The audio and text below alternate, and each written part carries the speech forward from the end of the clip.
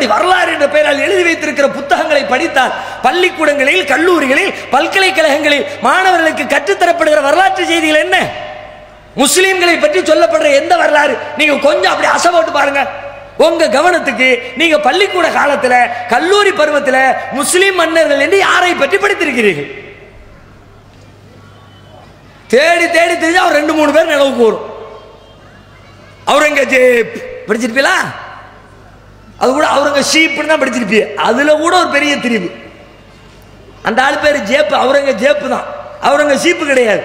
பேர்ல கூட அவனை கொச்சப்படுத்தணுன்றதுக்காக வேண்டி செஞ்ச திரிவு. அது வேற. அவுரங்கஜேப் நினைவுக்கு வருவாரா? கஜினி முகமது நினைவுக்கு வருவாரா? மாலிக் காபூர் நினைவுக்கு வருவாரா? எத்தனை மன்னை இருந்திருக்கிறான், எப்படியெல்லாம் ஆண்டு இருக்கிறான், என்னவெல்லாம் சொல்லி இருக்கிறான். இவங்களுக்கு கிடைச்சவங்க அவுரங்கஜீப்பும், கஜினி முகமதும், மாலிக் காபூர்.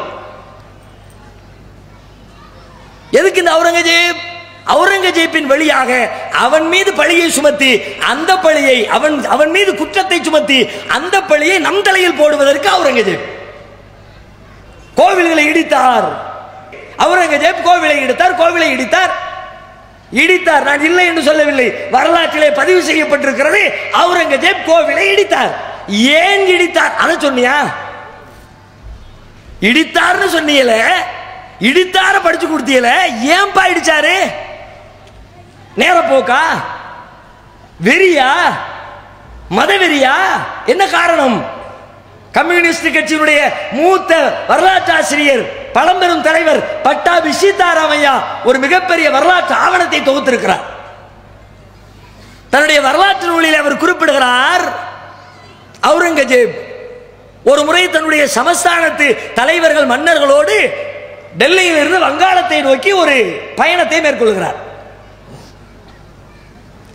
போற வழியில காசி, வாரணாசி, காசி இருக்குல்ல, இந்து மக்களுடைய புனித தலம் காசி. காசியில கங்கை. சமஸ்தான மன்னர்கள் சொல்றாங்க, ஐயா கொஞ்ச நேரம் பயணத்தை நிப்பாட்டினீங்கன்னா எங்க மனைவி மக்கள்லாம் போய், மகாராணிகள்லாம் போய் கங்கையில நீராடிட்டு விஸ்வநாதரை தரிசிச்சுட்டு வந்துருவாங்க, கொஞ்சம் அனுமதி கொடுங்க.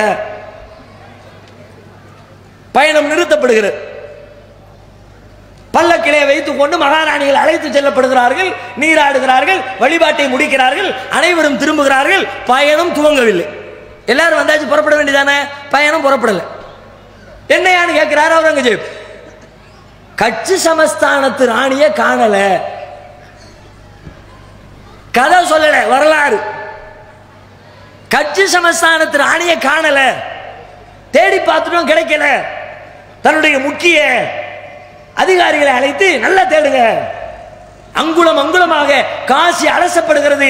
காசியினுடைய முக்கிய கோவிலுக்கு உள்ளே நுழைகிறார்கள், கருவறைக்குள்ளே நுழைகிறார்கள். உள்ள பெரிய ஓட்டை தெரியுது.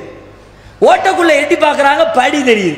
படிக்குள்ள இறங்கி பார்க்கறாங்க, கட்சி சமஸ்தான ராணி மானபங்கப்படுத்தப்பட்டு ஒரு மூலையிலே அழுது கொண்டிருக்கிறார். கொந்தளித்து போனார்கள் இந்து மன்னர்கள் எல்லாம். அவுரங்கஜீப்புக்கு கீழே இருக்கிற சமஸ்தான மன்னர்கள் எல்லாம் கொந்தளிச்சுட்டாங்க. விடக்கூடாது, தக்க பதிலடி கொடுக்கணும், குற்றவாளிகள் மீது கடுமையான நடவடிக்கை எடுக்க வேண்டும் என்று சொல்லி அவுரங்கஜீப்பிடத்தில் கோரிக்கை வைக்கிறார்கள். குற்றவாளிகள் தேடி கண்டுபிடிக்கப்படுகிறார்கள்.